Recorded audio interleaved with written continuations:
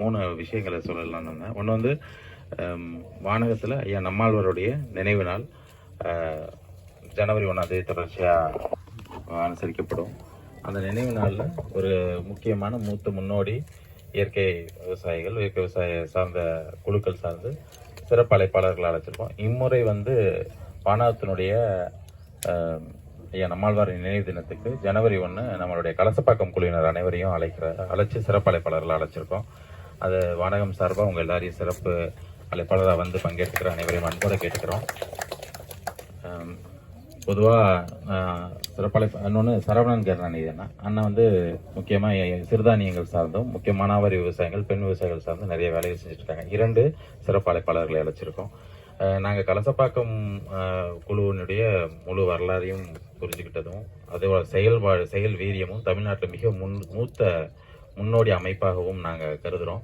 அதனால் இந்த அறிவை அனைவருக்கும் கொண்டு போகிறதும் இந்த நடைமுறைகளை அனைவருக்கும் கடத்தி செல்றதன் வாயிலாக அனைவரையும் கேட்டுக்கிறோம். மூத்த முன்னோடி ஐயாலாம் இருக்கிறாங்க, இளைஞர்கள் இருக்கிறாங்க. அடுத்தடுத்த தலைமுறைகளை உருவாக்குறதுக்கான ஒரு ஐயா சொன்ன மாதிரி கூறான ஒரு வரலாற்று பார்வையும் அரசியல் சிந்தனையோடு செயல்படக்கூடிய ஒரு இளம் இயற்கை வேளாண் குழுவோட இயங்கிட்டு இருக்கிற குழுவாகவும் நாங்கள் கலசப்பாக்கத்தை பார்க்கறதுனால அனைவரையும் வானகத்தின் சிறப்பு அழைப்பாளராக அழைக்கிறோம்.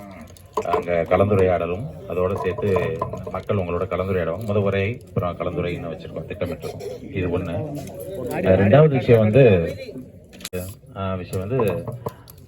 இப்போ சமீபமாக நடந்த மழை வெள்ளம் இதன் காரணமாக ஏற்பட்ட நிறைய சேதங்கள் பார்த்துட்டு இருக்கோம். தொடர்ச்சி அதில் வந்து நிறைய குழுக்கள் வேலை செஞ்சாலும் கலசப்பாக்கம் விவசாய குழு வந்து பாரம்பரிய விதை சேகரிப்பு குழு வந்து நிறைய கள ஆய்வுகளும் செஞ்சு நிறைய வேலைகளும் செஞ்சுட்டாங்க.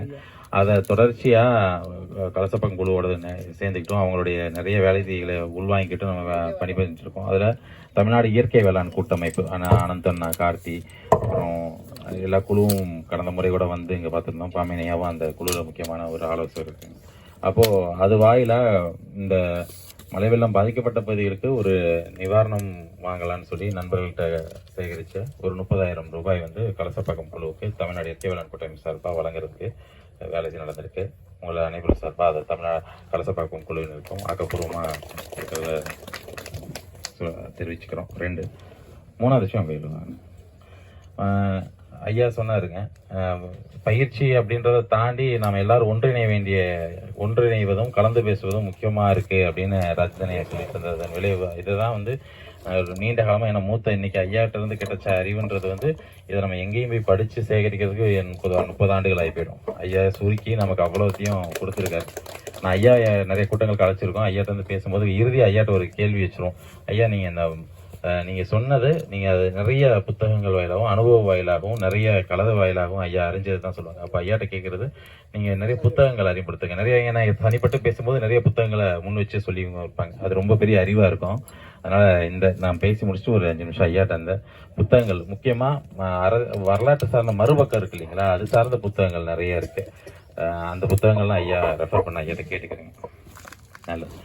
நான் என்ன சொல்ல வந்தேன்னா, எல்லா குழுவையும் ஒன்றிணைக்க வேண்டியது. இந்த மாதிரி அங்கங்க பெரிய பொக்கிஷமா இப்போ அடுத்து பாமினியா வரப்போறாங்க. இது போல அங்கங்க நம்மளுடைய மிகப்பெரிய பொக்கிஷங்கள், அறிவு பொக்கிஷங்களாகவும் நம்மளை வழி நடத்துறவங்க இருக்காங்க. எல்லாரையும் ஒன்றிணைப்பதும் அதே போல இளைஞர்களும் அங்கங்க குழுவா வேலை செஞ்சுட்டு இருக்கோம். எல்லாரும் ஒன்றிணைஞ்சு தமிழ்நாடு அளவில் ஒரு மூமெண்டா மாறுறதும் அது மூலமா நாம இயற்கை வேளாண்மை சார்ந்து நாங்க என்ன சிந்திக்கிறோம், எதிர்காலங்கள் என்ன வேலை திட்டங்களை வச்சிருக்கிறோம் அப்படின்ற மாதிரியான ஒரு வரைவை உண்டாக்குறதும் ஒரு கொள்கை பிரகடனங்களை அறிவிக்கிறதும் அது மூலமா அரசுக்கு ஒரு மிகப்பெரிய ஒரு அரசோட ஒரு மிகப்பெரிய லாபி பண்றதும் அரசுக்கான நம்ம கோரிக்கைகளை முன் வச்சு நிகழ்த்துறதுக்கான வேலைகள் செய்யறதும் அதே போல பொதுமக்கள் வெளியில மிகப்பெரிய விழிப்புணர்வு ஏற்படுத்துறதுக்கும் நாம எல்லாம் ஒன்றிணைய வேண்டிய கட்டாயமா இருக்கும்.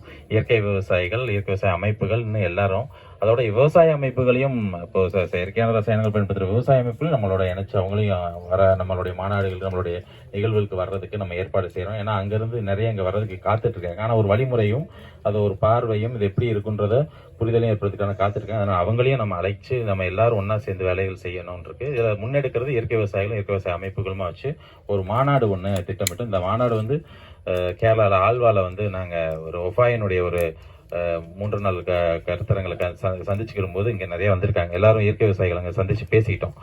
ஏன் தமிழ்நாட்டில் ஏன்னா ஆழ்வால கொஞ்சம் நம்ம கம்பேர் பண்ணும்போது ஆழ்வால ரொம்ப கேரளாவில் குறிப்பிட்ட விவசாயிகள் தான் இருக்கு, விவசாயம் சில ஆர்கனைசேஷன் தான் இருக்கு. ஆனால் நம்ம தமிழ்நாட்டில் அவ்வளோ ஆர்கனைசேஷன் இருக்கு, அவ்வளோ மூத்த முன்னோடிகள் இருக்காங்க, அவ்வளோ குழுக்கள், அவ்வளோ தன்னிச்சையான இளைஞர்கள் வேலை செஞ்சுட்டு இருக்கோம். நாமெல்லாம் கொஞ்சம் ஒன்றாக இணைஞ்சு வேலை செய்ய வேண்டிய கட்டாயம் இருக்கு அப்படின்னு நாங்கள் அன்னைக்கு பேசிக்கிட்டு அதை ஒரு மாநாடு வடிவோ ஒரு மூமெண்ட்டாவோ கொண்டு போகணும் அப்படின்னு பேசிட்டு வந்து அப்புறம் இங்கே திருச்சியில், கோவையில், அப்புறம் சென்னையில் நாங்கள் அங்கே கூட்டங்கள் போட்டு மாநாடுக்கான ஒரு தேதி அறிவித்தோம் முன்னாடியே. ஆனால் நிறைய மூத்த முன்னோடிகளையும் விவசாய அமைப்புகளையும் போய் சேரலன்னு சொல்லி அந்த தேதியை மாற்றி தள்ளி வச்சோம். பிப்ரவரி 15, 16ன்னு தள்ளி வச்சோம். அந்த 2025 பிப்ரவரி 15, 16 அந்த தேதிகளில் தள்ளி வச்சுட்டு அதுக்கான வேலைகளை செய்வோம் தொடர்ச்சி. இப்போ மண்டல வாரியாக நிறைய கூட்டங்களை ஆரம்பித்தோம். அதில் எல்லா மண்டலங்கள்லையும் போய் வந்துட்டு இருக்கோம். இப்போ வேலூர் மண்டலம், முக்கியமாக வேலூர், விழுப்புரம் சார்ந்த, திருவண்ணாமலை சார்ந்த இந்த மண்டலத்தில் இன்னைக்கு இந்த விஷயங்களை குறித்து இறுதியில் வேலு அவர்கள் பேசுவாங்க. அப்போ அந்த மாதிரியான மாநாட்டுக்கு அங்கங்கே இருக்கக்கூடிய வீரியமான குழு, மூத்த முன்னோடி குழுவாக நாங்கள் கலச பக்கத்துக்கு வருவோம். அந்த மாநாட்டை வழிநடத்தி அந்த மாநாட்டுக்கான உறுதுணையாக இருந்து வழிநடத்த கேட்டுக்கிறதுக்கும் இது ஒரு நாயிலாக கேட்டுக்கிறோம். இப்போ கோவை கொடிஷியா வளாகத்தில் 15, 16 தேதி திட்டமிடப்பட்டு வேலைகள் இப்போதைக்கு அடிப்படை வேலைகள் நடந்துட்டு இருக்கு. அடுத்த வாரத்தில் மாநாட்டுக்கான அறிவிப்பு வருது, பொது அறிவிப்பு. அதுக்கப்புறமா இன்னும் தீவிரமான வேலை திட்டங்களை அங்கங்கே பிரிச்சுக்கிட்டு செய்யலான் இருக்கிறோம். அதனால நீங்கள் அனைவரும், நண்பர்கள் அனைவரும் நம்மளோட மாநாடாக பங்கெடுத்து அதை எடுத்து கொண்டு போகிறதுக்கு அனைவரும் உறுதுணையாக இருந்து அதை எடுத்து செல்லணும்னு கேட்டுக்கிறேன்.